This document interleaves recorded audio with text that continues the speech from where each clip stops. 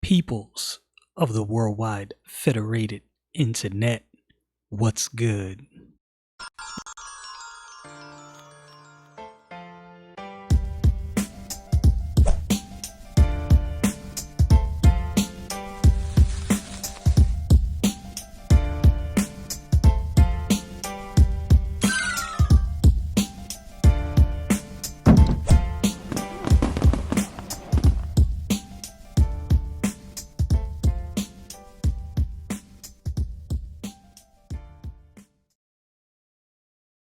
I doubt very seriously that anyone who was alive for 9/11, 2001 forgets where they were on that day.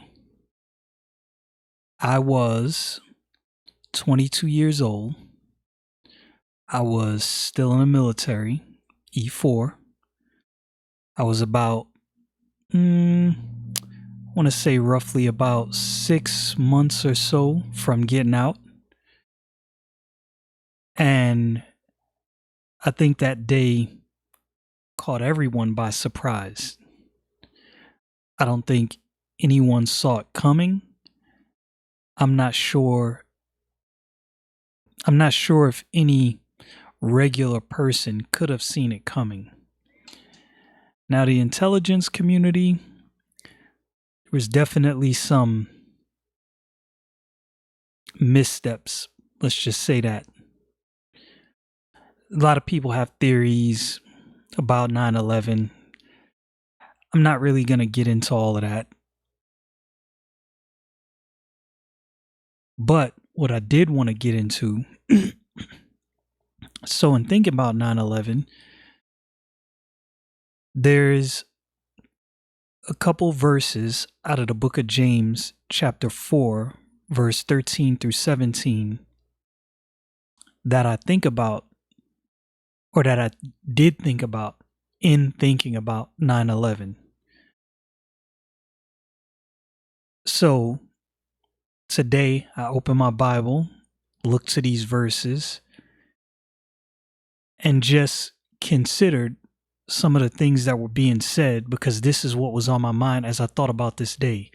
So it's hard for me during a day like this, when such a life-changing event happened for many people. Really, you can say everyone across the globe. For various reasons, things for all of us changed. But in thinking about a day such as today, it's hard for me during times like this to separate what I'm thinking through biblically from what happened during that day. And I want to get to these verses in the book of James chapter 4, 13 through 17, and then share some of my thoughts with you. Let's get into this. I was going to go to a bunch of different verses, but I don't think I am. I'm just going to share what I was thinking about, read these verses, give you some of my thoughts. Not that my thoughts are really worth anything, but you came here, whether you're listening to the podcast or watching the video, so I'm assuming you enjoyed the thoughts. So here we go. James chapter 4, verse 13 through 17. Go to now, ye that say, today or tomorrow we will go into such a city, and continue there, and buy and sell, and get gain. Whereas ye know not what shall be on the morrow. For what is your life? It is even a vapor that appeareth for a little time, and then vanisheth away. For ye ought to say, if the Lord will, we shall live and do this or that. But now ye rejoice in your boastings. All such rejoicing is evil. Therefore, to him that knoweth to do good, and doeth it not, to him it is sin. These verses were some of the first things I thought about when I got up this morning, especially given the history of this day. As I said, I was 22 years old. I'll never forget sitting in a shop. We were getting ready to go out and do something, and there were civilians, of course, that worked in my squadron, and they had in the room they were in, they had a television. So they came in the shop, they're telling us what's going on with the towers.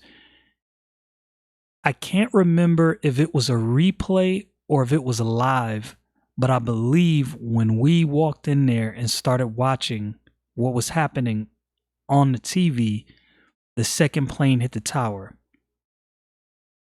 That was the moment where we all knew, oh yeah, this is not an accident. You don't just get two planes hit the Twin Towers and that's an accident. In all of that, then there comes in news of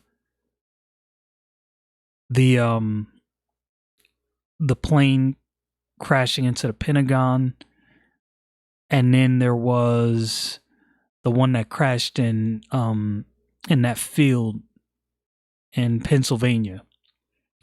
Now, I worked aviation when I was in the military. For anyone who's ever worked on a flight line, you get used to seeing planes take off, planes land, planes in the sky. It's just what you're used to seeing. The weirdest thing I'll never forget after 9/11, there was days where there was not one plane in the sky, not even civilian. No, I don't know that I've ever seen that in my entire life. There's always a plane flying overhead, whether it be a commercial plane, helicopter, something. There's always something flying overhead. But how quickly do things change? And do we really consider this when we go about our lives? You listen to any one of those calls that came from the towers, it's really hard to listen to. People telling their family members, I love you. People on 911 calls sobbing, knowing full well in their heart that this is it, it's over. Yo, I'm not gonna lie to you, I get choked up just thinking about that. I think about the people who were on the planes. It's hard. But the reason it brought me to these verses is what's said in these verses. Go to now, ye that say, today or tomorrow, we will go into such a city and continue there a year and buy and sell and get gain. You have no idea how much time you have. Whether you have many years left or not even a day left, you don't know. Sometimes I think that we have this grand idea of life, and in a lot of ways, we are, people work out, I work out. I try to eat healthy for the most part. I'm not always good about that. I'm not even gonna hold you. But we do a lot of things because we want to extend life. That's why we do these things. Keep it real, right? Do we ever stop to think how short life really is? You know what'll make you realize how short life is? Having children. I have 4 kids. 3 of them are out the house. 1 left in 10th grade. Do you know how fast these years have gone by? I look at pictures. I look at some old home videos. It seemed like just yesterday they were all young, knee high, running around the house, causing a ruckus, throwing toys everywhere. That quick. That quick. And they're out of the house. When I was young, and I think everybody who's young kind of has this, I guess, idea in their mind. I had in my mind thought about what I was going to do, the different directions my life was going to take, the different things I had planned in my head. I want to achieve this, I want to do this, and I want to do that. And don't get it twisted. There's nothing wrong with plans. But there is something wrong with you assuming that you're definitely going to be able to execute those plans as though you know what the next day brings and as though you know you're promised that next day. You have no idea. Think about the people who woke up on this day, September 11th, 2001. People woke up not knowing they would never see their loved ones again. People woke up not knowing it would be their last day on earth. And when I think about all of that, I think about how we get so caught up in life that we miss life. I wonder how many people on those planes were saved, and how many of those people, if they were saved, had their life in order. How many of those people had made plans? God, yeah, I know I need to get this right and I need to get that right. I'm going to do it. I'm going to do it. I wonder how many people in those planes and those towers had heard the gospel from somebody and thought to themselves, yeah, I'll think about that later on. I got things I'm trying to do now, but I'll consider what they're saying. You don't know you're out of time until you're out of time. That's the thing. And that's what brought me back to these verses. Verse 14, for what is your life? It is even a vapor that appeareth for a little time and then vanisheth away. A friend of mine sent me a story yesterday. Young lady, she had to have been, I think 22, got a Supra. If you don't know what a Supra is, look it up. It's a pretty dope car. A lot of power for such a small vehicle. She was excited. I don't know if it was hers or if it was the gentleman who was with her, but she was excited. I'm pretty sure it was hers. Posted a Snapchat video, and in the article it showed the video, and then it showed another video. I want to say not even 10 or 20 minutes after the Snapchat video she posted, she was dead. I don't know exactly what happened. I don't have the details. It appeared from the video that she sideswiped a Honda Civic. It looked like that Supra was a hot knife and that Civic was butter. Because whatever happened, however fast she was going, maybe it was just a freak accident, she cut right through that Civic. The 3 dudes in the Civic survived. Her and her passenger dead. Think about that. This is a young lady that in her mind, she probably had it planned out that she was going to do this and she was going to do this and she was going to do that. Dead. That quick. Done. You have no idea what the next day holds. And verse 15. And I've gone over this before, but like I said, I thought this was definitely appropriate to revisit, especially today. And it's what I was thinking about. These videos are just my thoughts, my daily thoughts through the Bible and sometimes other random topics. Verse 15. For that ye ought to say, if the Lord will, we shall live and do this or that.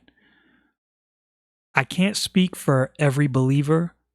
Most of the believers I know, when they say Lord willing, it is not just a blasé-faire passing statement.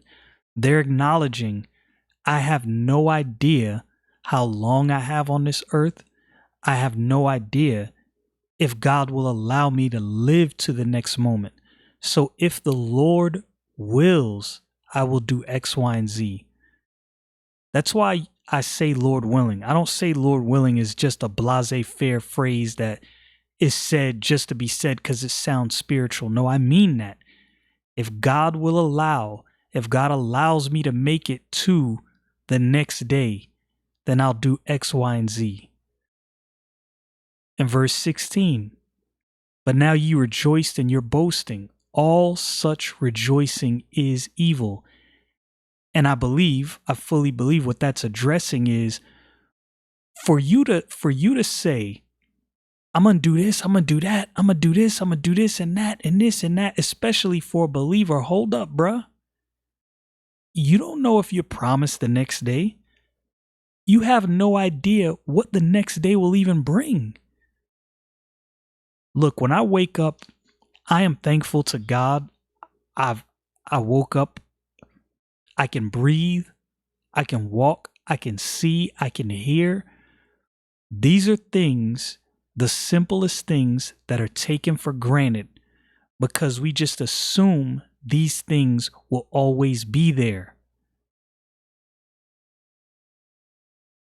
September 10th, 2001, people were going about their lives. Nobody knew what was going to happen the next day.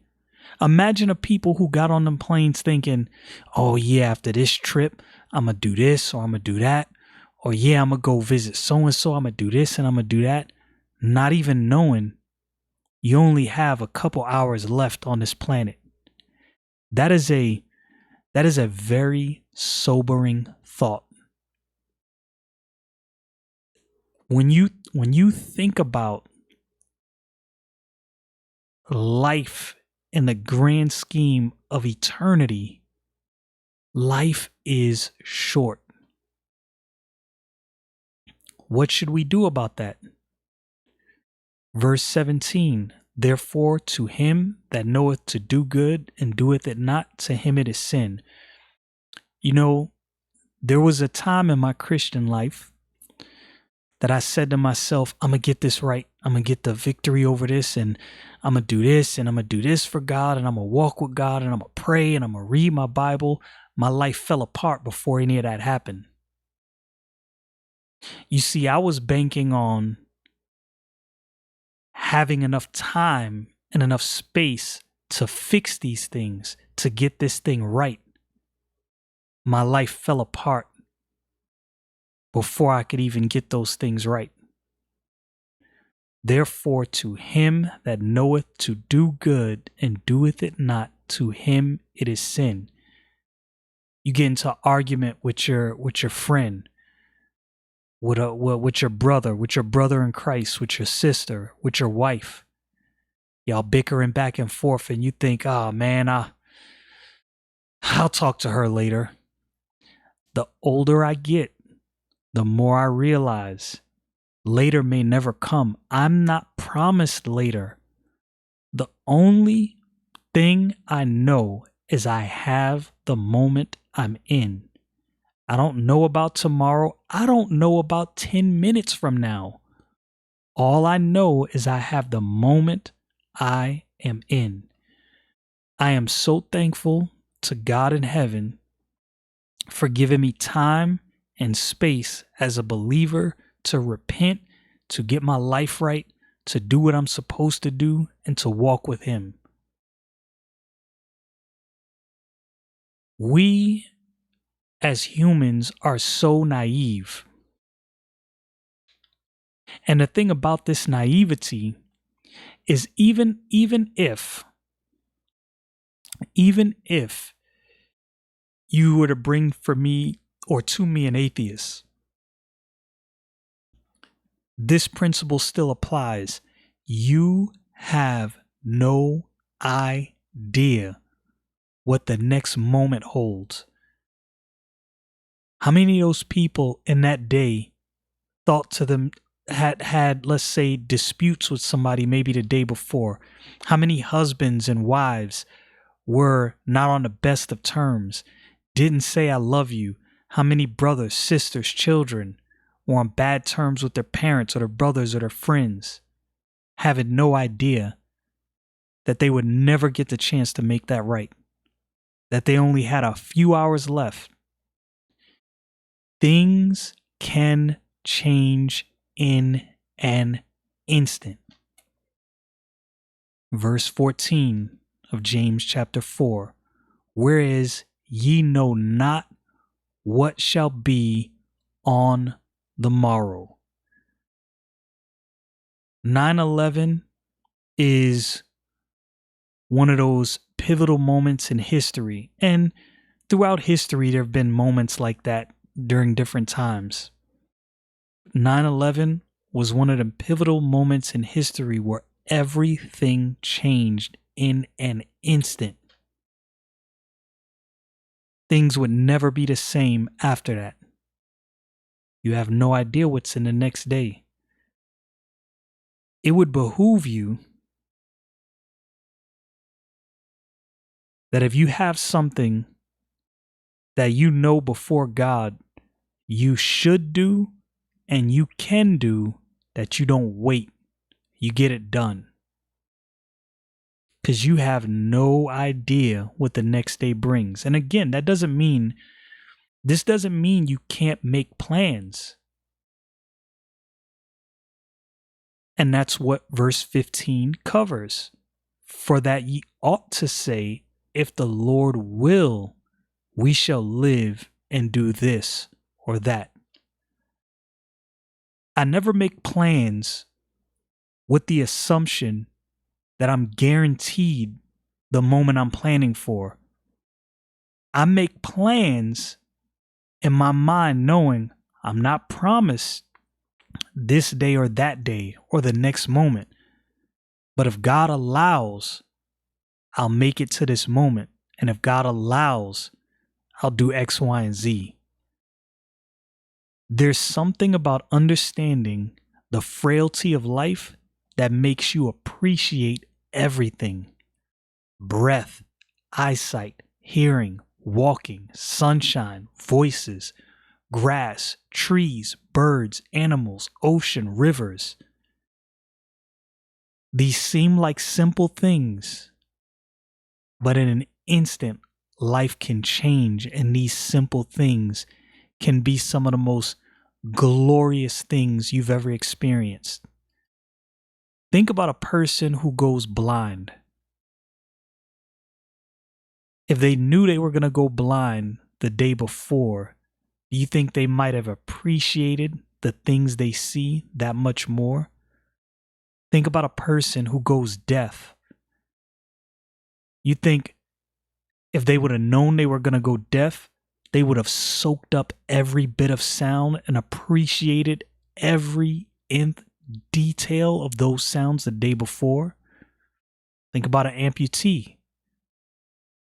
You think if they would have known they were going to lose their limbs the day before, maybe they would have went on a walk, enjoyed and soaked up that walk and just appreciated the ability to do that? We all think we got a bunch of time. The older I get, the more I'm realizing none of us have the time we think we have.